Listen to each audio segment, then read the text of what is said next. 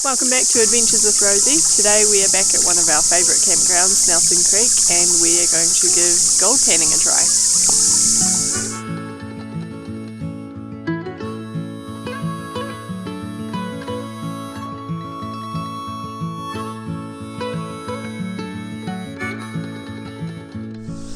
So this behind me is Nelson Creek, one of our favourite campgrounds in the South Island. We're about 45 minutes out of Reefton on the way to Greymouth. So there's this big reserve you can stay in, playground right there, plenty of shade, but it is a bit busy this time of year, so a lot of the shade's taken. So we parked right out in the sun. It's very hot today, but awning's out, kids on the playground. Yeah, you can't ask for more than this. There's a stream just swimming right there. There is a swing bridge, there is gold fossicking, there are old mines and old tunnels in these hills you can walk through. This is a seriously cool place to stay. It's $10 a night per adult, or $25 for a family, and it seems to be, it's not a dock campground, it's a, seems to be some sort of Nelson Creek Trust, community, it's community run, so yeah, toilets, water, dump station, all down in that back building there, fire pits, we're going to have some s'mores later on.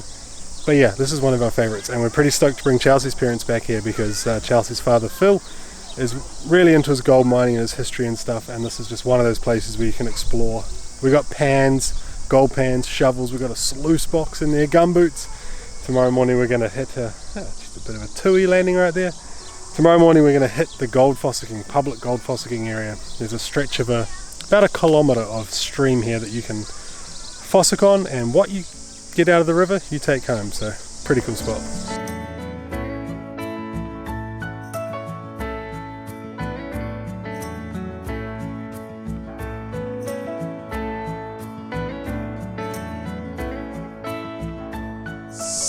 Alright, so this morning we've come up to Price's Creek.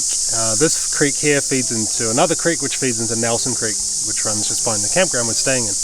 But this is one of, I think, about 15 public gold fossicking areas here in the South Island. So what that means is you can come up here with hand tools, pick, shovel, gold pans, and you can bring a sluice box, but there are certain restrictions on how long it can be. I think it's 1.5 meters long by 40 centimeters wide. But there is a kilometre of allocated area up this creek here where you can come and just dig for gold, and what you find, you get to take home. So it's pretty cool. Chelsea's dad's been hanging out for this. He's got a little sluice box, some gold pans, and yeah, we've just found a little spot down here to set up. We'll have a play around. I can't imagine there's much in this creek. It's probably been pretty picked out over the years, but it's cool to kind of have this sort of area available, to just have a play and take some gold home, hopefully. The kids have got big buckets that they think they're going to fill with gold. So yeah, we wandered up about 400 meters up the creek, just found a little spot, making a little dam now to put the sluice box in, and we'll have a play.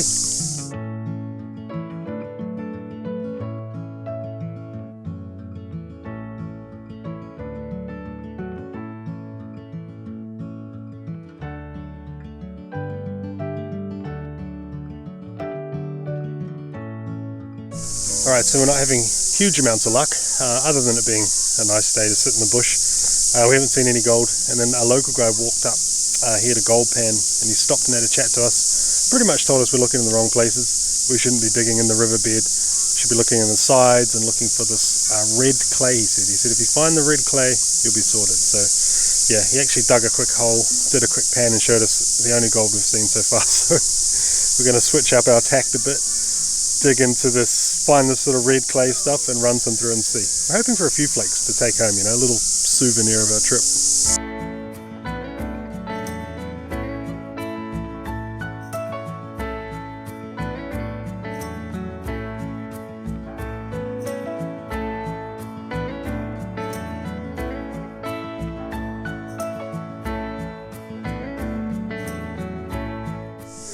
Well, we didn't find anything at all in the river. The only thing we found was an eel, actually, and what we thought was gold, but I think just some other material. So yeah, we just spent the morning there.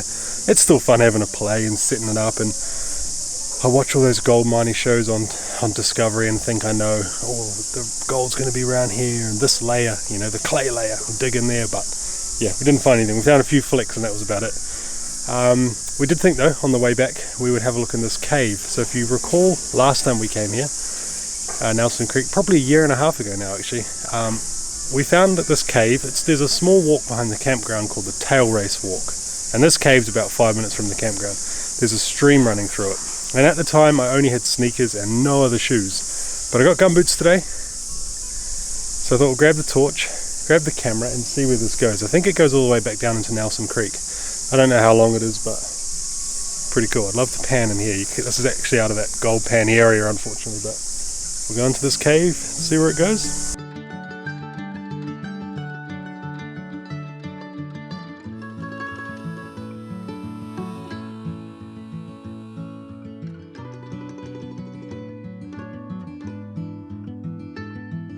Pretty cool, there's just tunnels. It just disappeared down into the rock somewhere. Really neat. And there's tunnels up above us as well. Really cool.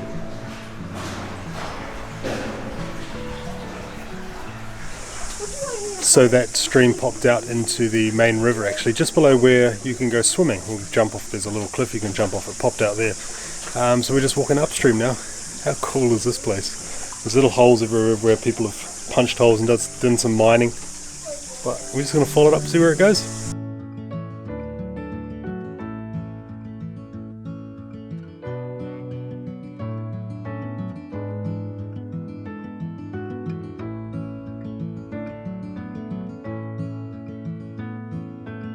How cool is this? This is awesome. Oh well, successful tunnelling exploring mission.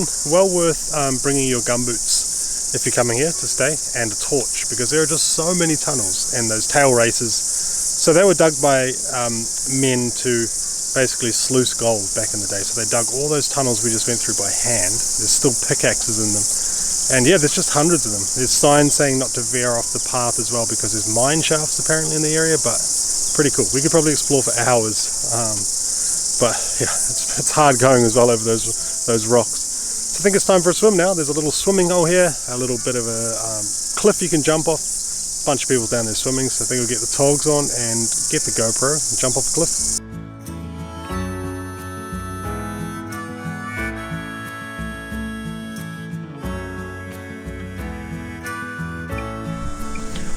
Alright, well it's a little windy but hopefully not too windy, but this is Nelson Creek, big sort of field here and then lots of camping under the trees over there, so we're just parked over there by the playground. There are toilets and dump station here like I said earlier, big fire pits, plenty of different parking depending on what you like, swimming hole right there with all those caves and tunnels and all that good stuff, but yeah, pretty cool. You just park wherever, pay by the night. Barbecues as well, coin operated barbecues, so yeah, really good spot.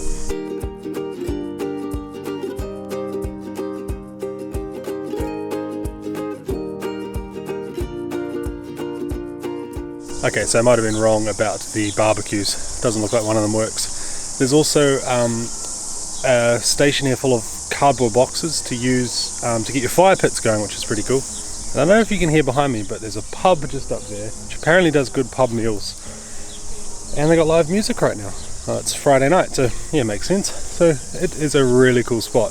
I've seen pictures of this whole area in summer, packed full of people, but we're the second or third week of January now, and there's a couple of people under the trees. There's maybe 6 or 7 groups of people here, and it's nice and peaceful. And I mean, just the swimming here is amazing. If it's hot, you've got all this sort of shade you can park under, and then the swimming hole down here, which I'll go to now. The kids are down there. It's just incredible. It's such a good spot.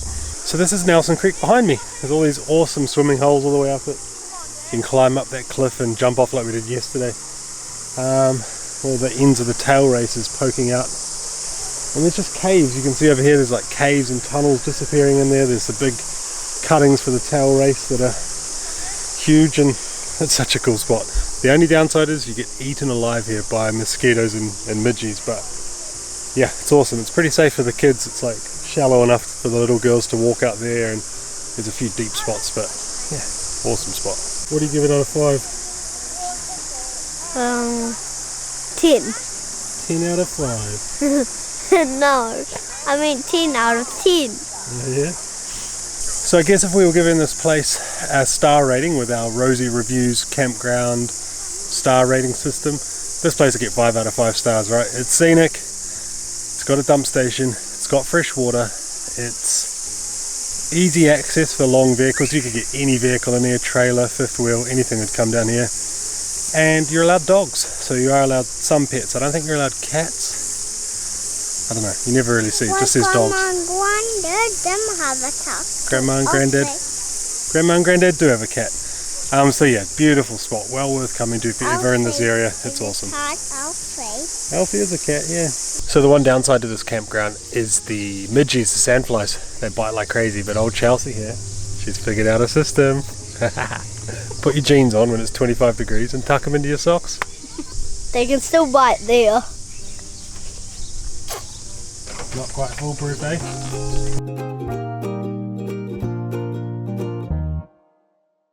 So if you're ever in this area of New Zealand, it is well worth coming to Waiuta.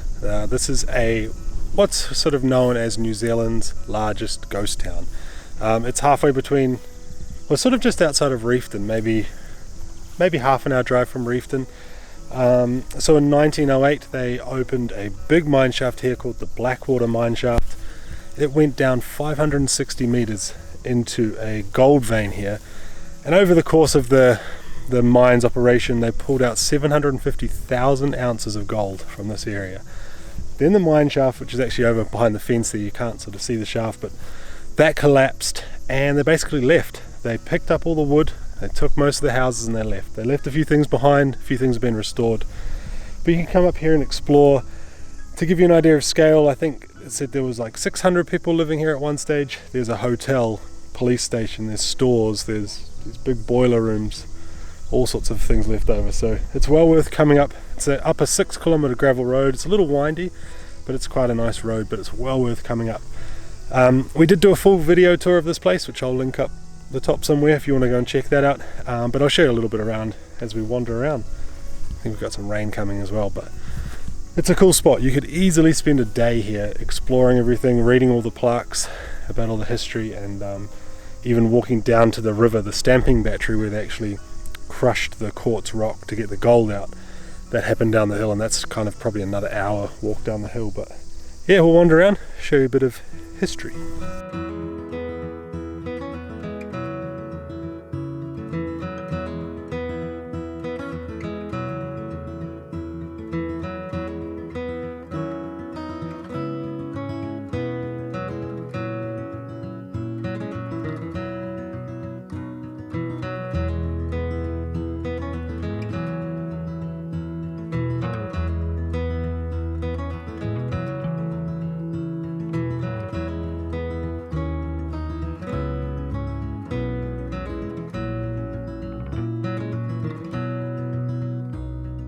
So this is where they first discovered the quartz reef. They called it originally the birthday reef because they found it on King Edward's birthday. But basically 2 guys were prospecting through these hills. They sat here to have lunch outside this opening. They had a look inside after lunch and they found a quartz vein packed full of gold that ran all the way down through here. So that's how they just stumbled across it. They sat here and had lunch. And yeah, as you can see, there's all sorts of fenced off mine shafts from all the prospecting over the years, but yeah, it's pretty cool. There's even a swimming pool up here.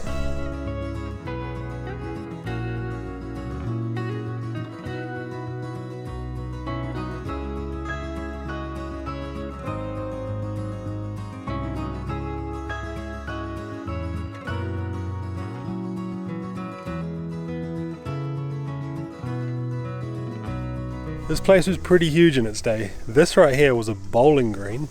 There was like a bowling pavilion here where you could hang out and have a drink.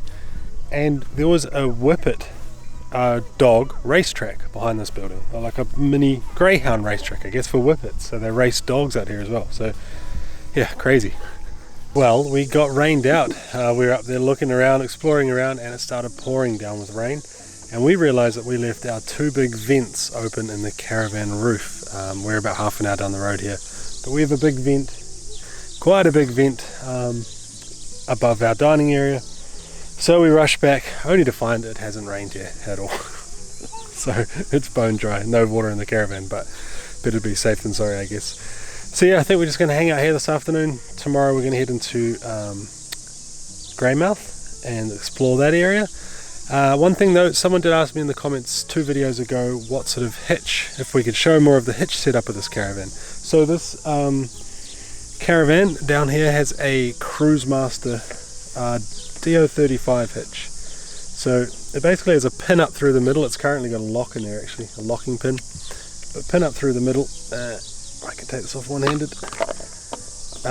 That locks into place there, and you get quite a good range of motion through this hitch. So quite a sort of swivel hitch there. So instead of the regular tow bar on the back of the car, on the back of our very, very dusty car at the moment, we have under this plastic red cover, we have a pin that looks like that, and it has a collar. So there's a little button you push on top of the hitch, and that locks in around this little collar here.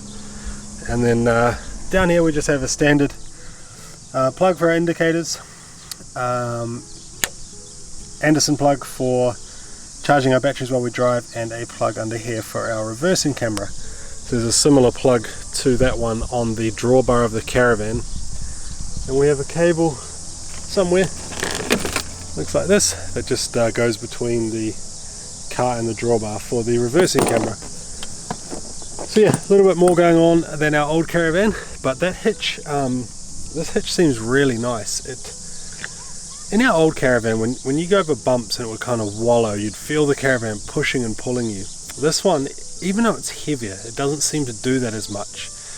I'm guessing that hitch just transfers less load into your vehicle. You know, there's less friction. Like there is quite a bit of friction sometimes on a standard tow ball. This just seems to deal with it better, so it actually tows really nice, even though it's about 500 kilos heavier, this Caravan. I should say as well, if you ever have any questions about this Caravan or about our setup or about places we go to in New Zealand, anything like that, feel free to ask them away in the comments, and I'll just answer them in like the next video or a couple videos time, depending on where we're at with editing. But yeah, if you want to know anything, or if you've got any burning questions, or we're going to do a full tour of this Caravan once we get back from this holiday, do like a proper tour, talk about the specs, weights, tanks, batteries, all that sort of stuff. But yeah, if you ever got any questions, just ask them way below, and I'll try and answer them. If you do also want to consider subscribing, that'd be awesome if you're not already, and then you get updates on where we're at, and notifications and that sort of thing, and yeah, it just helps the channel grow a bit. Thank you. Well, that was Nelson Creek, still one of our favourite campsites down here, eh? Yeah, it's cool. Yeah. We still managed to explore and find some new stuff that we hadn't seen last time, so that was neat. Chelsea's dad went up and had another crack at the old gold panning last night and lucked out again. So I think all the gold's been picked out unless you're really patient, but those caves are cool to explore, and the tunnels, and the swimming here is awesome. The only downside this time were the sandflies, the mosquitoes, eh? Yeah, and lots of wasps around too, but it's fine. I think it's just the time of year. Yeah. It's a bit cooler when we were here last time, but it's awesome. Well worth coming here. You know, handy with the dump station and water and the rubbish bins as well, but yeah, it's cool. Yeah, the kids have loved it. Yeah. So, you haven't seen much of Chelsea, because this little duck's been sick. Probably got sort of like cold, flu, like the day before we left. So, been a bit all over the place. So. Yeah, I've needed a lot of rest. It's not COVID, don't worry. And we haven't had a lot of rest because we've got a lot on, you know, like we want to get a lot done in the next couple of weeks, so yeah, it's probably not the best for recovery. But you just soldier through, right? We've got 2.5 weeks for this trip, so I'm just, getting on. But you're feeling a bit better today? Feeling a little bit better. Yeah. So you'll see lots of her in the future. So from here we're going to go to Greymouth, we're going to go down to Hokitika, then we're going to head up the coast, Charleston, Punakaiki, Pancake Rocks, Westport, and look at some of the mining up there, and then start making our way across the island back to Blenheim. So come along, still loads of adventures to come. We'll see you in the next video. Yeah, see ya. See ya.